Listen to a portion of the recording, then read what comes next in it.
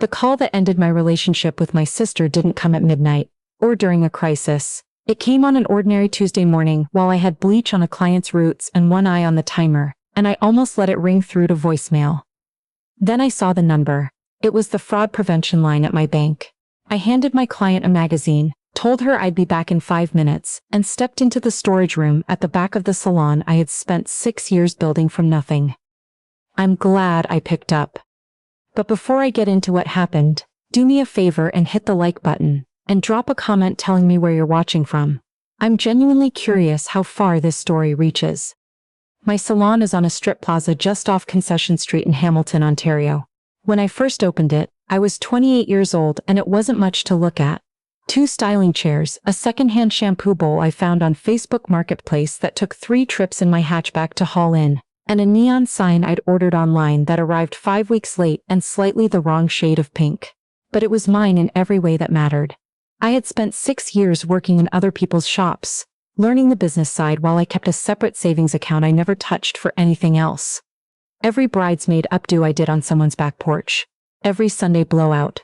Every late shift I covered when another stylist called in sick. All of it went into that account, one deposit at a time. By the time I signed the lease, I had saved $47,000. I walked into the meeting with my lawyer carrying a folder that had every document in order, and I signed everything myself, no co-signer, no silent partner, nobody offered to help, and nobody asked to be involved. The lease had one name on it. The business registration I filed through Service Ontario had one name on it, my HST number, my CA business account, my commercial general liability policy, my WSIB registration, all of it mine built entirely on my own. I ran the business lean at first. I did my own bookkeeping on Sunday evenings, and paid a local accountant for year-end filings. But everything in between I handled myself because I wanted to understand exactly what I owned. The first 2 years were tight. There were months where I delayed buying new equipment, so I could make sure my rent cleared without a problem. I ate a lot of simple meals. I didn't take a vacation for 2 years straight. When a pipe burst in the back room in 2022, and caused damage that cost me just under $8,000 to repair, I absorbed it from my emergency fund and rebuilt that fund over the following 8 months. I didn't call my parents asking for help. I didn't call anyone. It was my problem to solve because it was my business. By the time I was 34, I had 5 stations, 2 employees, and a waiting list that ran almost 2 weeks out on Saturdays. I loved it in the way that only makes sense when something is completely and undeniably yours. My sister Jillian was 3 years younger than me, and had always moved through life expecting the floor to rise up to meet her. That's not entirely fair, but it's the truest way I know how to say it. She wasn't unkind. She just had a way of finding herself in situations that required someone else to step in, and our mother had a lifetime of practice being that person. Growing up, every consequence Gillian bumped into got softened before she fully felt it. A missed deadline at school became a conversation between our mother and the teacher. A bounced check in her early 20s became an emergency transfer from our father's account. When she moved in with her boyfriend Damien a few years back and things felt more stable, I was genuinely relieved. She seemed to be figuring things out. She had a job she kept. She stopped calling me with small crises. I let myself believe the pattern had changed. I should have paid more attention to how quiet things had gotten.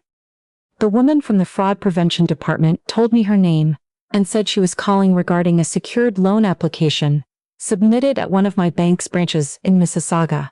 The application had been filed using my business registration number. It listed the equipment in my salon, the styling chairs, the commercial dryers, the color processing stations, as collateral against a loan request of $42,000. She asked me directly if I had initiated or authorized any such application.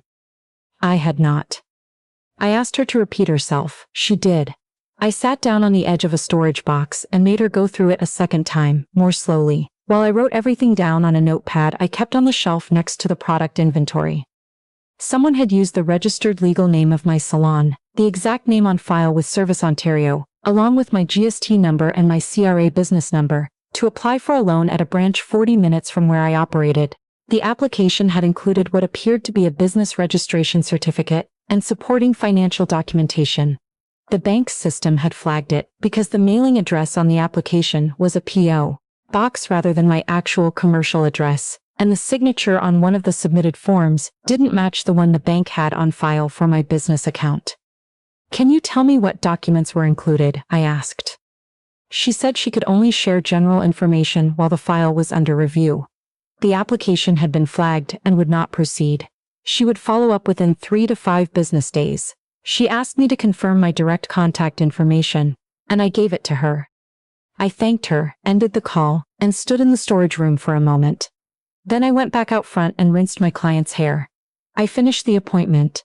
I smiled at the right moments, and said the right things, and sent her off with a product recommendation I genuinely meant. Then I flipped the sign on the door, sat down at my desk, and let myself think. 2 years earlier, I had left a folder of original business documents at my parents' house during a move. I had been switching apartments, and my father's place had more room than my new place while I got settled, and I had meant to pick everything up within a few weeks. The folder had never felt urgent. It contained my original business registration certificate, my insurance riders, my CRA confirmation letter, and a signed copy of my lease, all bearing my signature in full. I had called about it once, maybe 6 months later, and my mother had said it was in the filing cabinet in the study and perfectly safe. I had left it there. My sister had a key to my parents' house. She came and went freely. She knew where my father kept the filing cabinet. I called Jillian. It rang 6 times and went to voicemail. Same. I sent a text message. "Call me when you can. It's important." She didn't respond. I called my mother. She answered before the second ring was finished, which was unusual for an afternoon on a weekday. "Can you come for dinner on Sunday?" she asked, before I'd really said anything. Her voice had a flatness to it, not the warmth she usually puts on for phone calls. I noticed it immediately because my mother is almost never flat. "Is Jillian going to be there?" I asked. A pause. "We can all talk together, it'll be better that way." I said I'd come Friday instead. She began to say Sunday was better, and I said I'd be there Friday at 6. She said all right.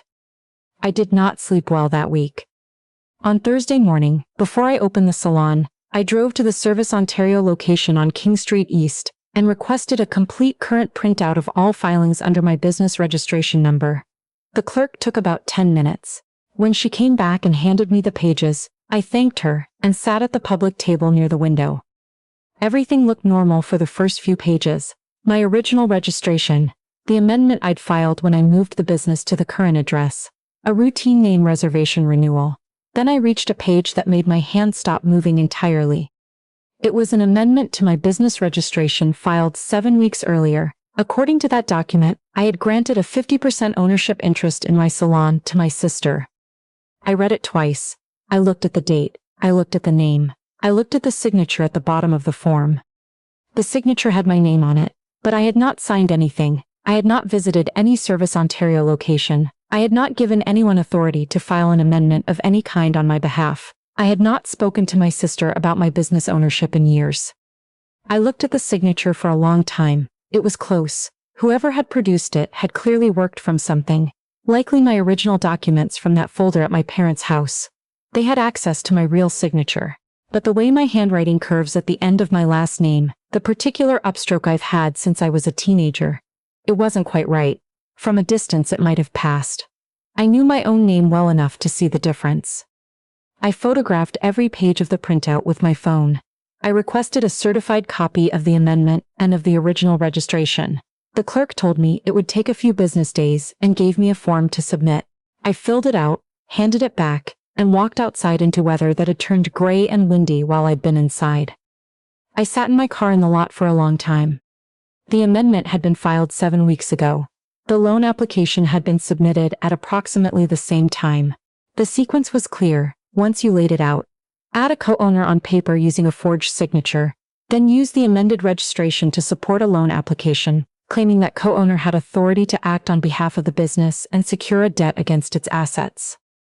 Everything in my salon, the 5 stations I had chosen one by one, the commercial dryers, the color bar my senior stylist, and I had built together on a Sunday afternoon when the shop was closed, had been listed as security for $42,000 I knew nothing about.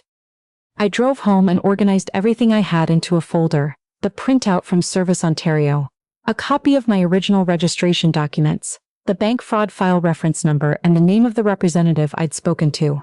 My own written timeline, dated and detailed, with every amount and every date I could confirm. Then I got into my car and drove to my parents' house on Friday evening. Jillian was already at the kitchen table. Damien was beside her. My father was at the stove with the kind of focused expression people put on when they'd rather be doing something else. My mother had set 4 cups out before I'd taken my coat off. I sat down and looked at my sister. "Did you file an amendment to my business registration without my knowledge?" She kept her eyes on the table. "Jillian, look at me and answer the question." Damien shifted in his chair. My mother folded her hands. My father spoke first. "Everyone is under a lot of pressure right now. What we need to do is talk about how we move forward together." "That's not an answer to my question," I said. My mother leaned forward. "Your sister made a mistake and she knows it. But you have the business. You have everything you worked for. Right now, she has very little." "What she did is not a mistake," I said. "Someone submitted a forged document to the provincial registry. Someone submitted a fraudulent loan application using my business registration number and my equipment as collateral. That has my sister's name on it." A long silence. Damien was the one who finally spoke. He said he had gotten into trouble with online sports betting over the previous 8 months. The amount had grown until he owed just over $40,000 to a private lender, and the lender was pressing for repayment. I looked at Jillian. "And you decided to use my business documents." She finally lifted her eyes. They were red at the edges. "I was going to pay it back before it ever went anywhere. The loan was supposed to go through and we'd pay off what Damien owed and then pay the loan back, and you would never even have known." I absorbed that for a moment. "You forged my signature on a provincial filing," I said. "You used my registration number at a bank branch without my knowledge or consent. In Canada, that is identity fraud. That is forgery. Those are sections of the criminal code." "It's not like that." "That is exactly what it's like." My mother put her hand over my father's on the table. The way she looked at me had a particular quality I recognized: expectation. She expected me to let the moment pass, to let the air clear, to find the version of this situation that allowed everyone to walk out of the kitchen without anything being irreparably broken. I reached into my bag and took out the folder. I set the Service Ontario printout on the table between us. I set the bank's file reference number beside it. I set the copy of my original business registration next to that. "I found all of this on my own," I said. "Nobody told me this was happening. Nobody gave me the chance to respond before it was already in motion." The kitchen was quiet, except for something on the stove beginning to simmer. I put my coat back on, picked up the folder, and walked to the door. The following Monday, during the lunch hour, 2 men I had never seen before came into the salon, while one of my employees was at the shampoo bowl. They said they were there to assess the equipment. They had a clipboard. One of them was already looking at the color bar when I stepped out from behind the reception desk. "Who sent you?" I asked. One of them named a private lending company I didn't recognize. He said they had been contacted by the collateral holder of record. "There is no collateral arrangement connected to this business," I said. "There is nothing in this salon that has been authorized as security for anyone's debt." The other one looked around the room slowly. "We're just documenting what's here." "You need to leave," I said. "You are in a private business without my permission, and without any legal right to anything in this room. If you aren't outside in 30 seconds, I'm calling the police." I raised my phone while I said it. They exchanged a look. One of them said something under his breath, then they left. I locked the front door, apologized to my employee, and went into the storage room. I stood against the wall and gave myself 2 minutes to be angry, to think about every Saturday I had come in early to prep before clients arrived. Every evening I had stayed late to reconcile the books. Every piece of equipment in that room that I had chosen, ordered, paid for, and installed because it was mine, and I had earned the right to have it. 2 minutes. Then I unlocked the front door and got back to work. Saturday started at 7 because I had a full book. By 9:15, I had 2 clients in chairs and both employees on the floor. The bell above the door chimed and I looked up. My mother walked in first, Jillian followed, then my father, then a woman I recognized as someone Jillian worked with, who hovered near the door like she didn't quite want to commit to being there. None of them had called ahead. Jillian came straight to the station where I was working. "You need to call the bank," she said. "Tell them the application was a misunderstanding. Tell them you authorized it and you want to withdraw the fraud report." My client was watching in the mirror. I asked my employee to hold the section I was working on, and I stepped to the side. "I'm not going to tell the bank I authorized anything," I said quietly, because I didn't. "This is the only way to stop the lender from coming after us." "The lender coming after you is not my problem," I said. "Damien's debt is not my debt." My mother stepped forward. "You're making this harder than it needs to be. Jillian made a mistake and she came to us for help." "She came to me for help by forging my name and using my business without asking," I said. "Not the same thing." "She's your sister." "I know who she is." My father put his hand on my mother's arm and said something quietly. I turned back to Jillian. "You could have called me," I said. "If things were that bad, you could have picked up the phone and told me what was happening. I can't promise I would have been able to help you with $40,000, but you could have asked. You made a decision not to ask. You made a decision to use what was mine instead." She looked away. "You made that choice," I said. I walked to the reception desk, picked up my phone, and called the Hamilton Police Service non-emergency line. Explained that I had evidence of identity fraud and forgery connected to my register business, and that I was requesting to file a formal report. I gave my name and the salon's address. I was told an officer could take the report at the station or could come to me. I said I'd come to the station that afternoon after my last client. I ended the call and looked at the room. My mother's expression had gone still. My father had sat down in one of the waiting chairs. Jillian's coworker was studying her own shoes with the concentrated attention of someone trying to disappear. Jillian had started crying. "You didn't have to do this," she said.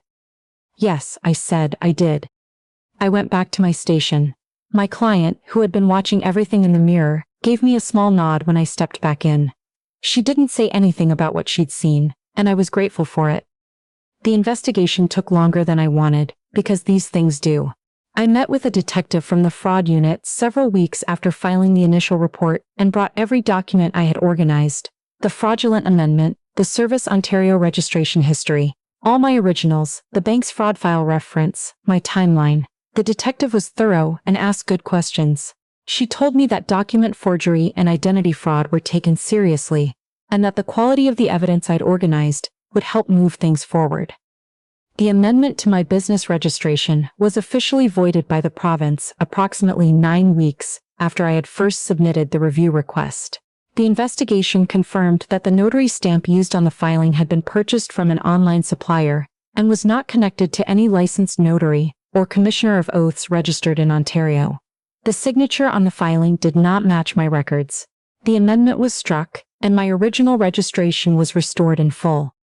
Jillian was charged with 1 count of identity fraud and 1 count of forgery under the Criminal Code of Canada. The matter is working through the court system, and I won't speak to the outcome in detail, but I will say that for the first time in her adult life, nobody stepped in ahead of her to soften what was coming. My parents hired a lawyer and sat through difficult meetings. My father called me once about 2 months into the process and didn't say very much. He stayed on the phone longer than he needed to. I took that for what it was. My mother and I have not spoken in a real way since she stood in my salon and called me difficult. I think about calling sometimes, then I think about everything she knew and chose to stay quiet about, and I put the phone down. The private lender connected to Damien's situation was flagged as part of a broader investigation on licensed lending practices operating across several communities in southern Ontario. I learned about it months later from an article a friend sent me. I wasn't the only person who had been pulled into their orbit. My salon is still mine. All 5 stations, the color bar, the shampoo bowl I carried in piece by piece when I was 28 years old and didn't know yet if any of this was going to work. Last autumn, I hired a 3rd full-time stylist, something I had been planning to do since before any of this happened. I also moved every original business document into a fireproof lockbox at my apartment, with digital copies held by my accountant. I had the back entrance rekeyed, and a security camera installed above the front door, and another facing the parking lot. Some people have said that sounds like a lot. I don't see it that way. I see it as finally understanding that when you build something entirely on your own, when you are the only name on every document, the only person who carried anything in, the only one who absorbed the hard months, that is not a vulnerability to be apologized for. It is exactly what it looks like. Something you earned. My name is the only one on this business. After everything that happened, I finally let that mean what it should have meant all along.